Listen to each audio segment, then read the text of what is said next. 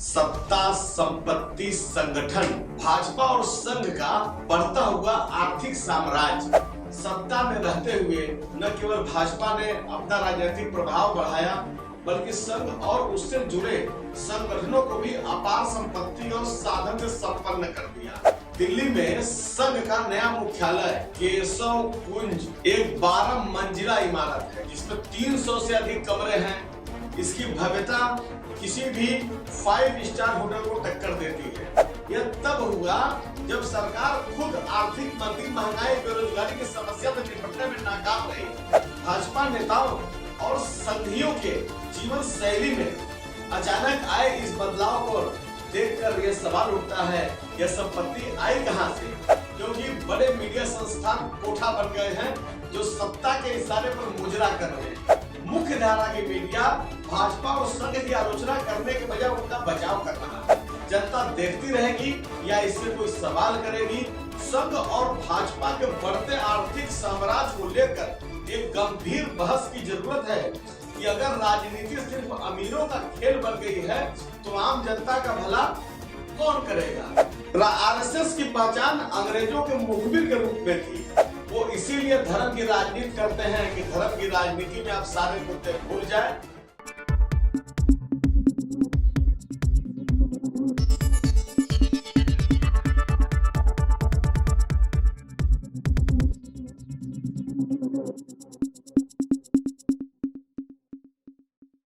नमस्कार, आदाब, सत श्री अकाल। मैं अमित मौर्य, आप देख रहे हैं अचूक संघर्ष।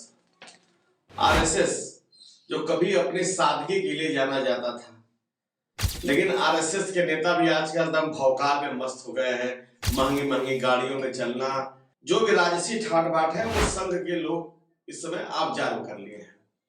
सत्ता, संपत्ति, संगठन, भाजपा और संघ का बढ़ता हुआ आर्थिक साम्राज्य।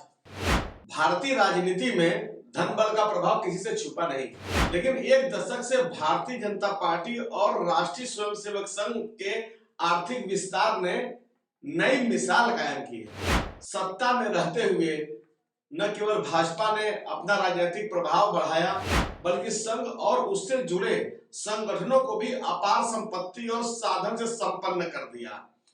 भव्य कार्यालय और बढ़ती संपत्ति। दिल्ली में संघ का नया मुख्यालय केशव कुंज एक 12 मंजिला इमारत है, जिसमें 300 से अधिक कमरे हैं।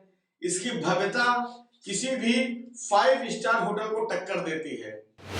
मीडिया रिपोर्ट के अनुसार इस कार्यालय के निर्माण में सैकड़ों करोड़ रुपए खर्च हुए हैं। यह वही संघ है जो दशकों तक स्वयं सेवकों को सादगी और तपस्या का पाठ पढ़ाता था। इसी तरह भाजपा मुख्यालय भी लगभग 300 करोड़ की लागत से बना है।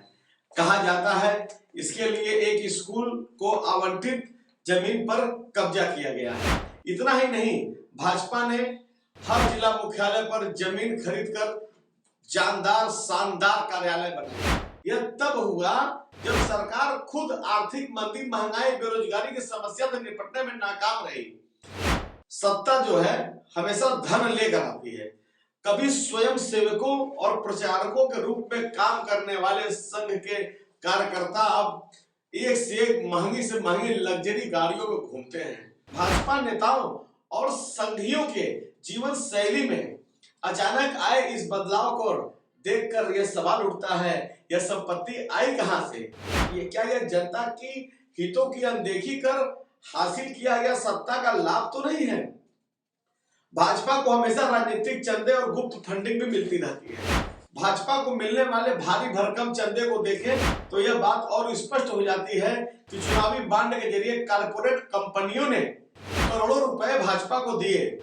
बदले में उन्हें सरकारी टेंडर, नीतिगत लाभ, कर छूट, बैंक लोन भी माफ किया गया इन लोगों के। चुनावी बांड योजना लगभग खत्म हो चुकी है, लेकिन इससे जितनी संपत्ति भाजपा ने बनाई है किसी से छिपी नहीं है। मीडिया की चुप्पी तो भाई आप जान ही रहे हैं, खाई मीट की माई मीट। सारे बड़े मीडिया संस्थान सरकार की रखैल बन गए हैं और मीडिया कर्मी, एक बार पुनः कह रहा हूं, जो गोदी मीडिया के जो लिस्टेड पत्रकार हैं, जिनकी तुलना में आज पुनः एक वेश्या से कर रहा हूं, क्योंकि बड़े मीडिया संस्थान कोठा बन गए हैं जो सत्ता के इशारे पर मुजरा कर रहे हैं। एक स्वस्थ लोकतंत्र में कभी मीडिया का काम होता था सत्ता से सवाल करना, लेकिन भारत में यह भूमिका उल्टी हो गई है। मुख्य धारा की मीडिया भाजपा और संघ की आलोचना करने के बजाय उनका बचाव कर रहा है, क्योंकि इसी खेल में उनकी हिस्सेदारी मिली हुई है। जब भी कोई व्यक्ति संघ या बीजेपी की संपत्ति और फंडिंग पर सवाल उठाता है तो उसे देशद्रोही या हिंदू विरोधी कहकर चुप कराने की कोशिश की जाती है।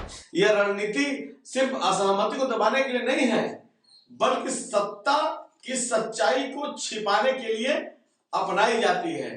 भारत जैसे लोकतांत्रिक देश में यह तय करना होगा कि क्या यह इसी तरह सत्ता का धनबल बदलना जनता देखती रहेगी या इससे कोई सवाल करेगी।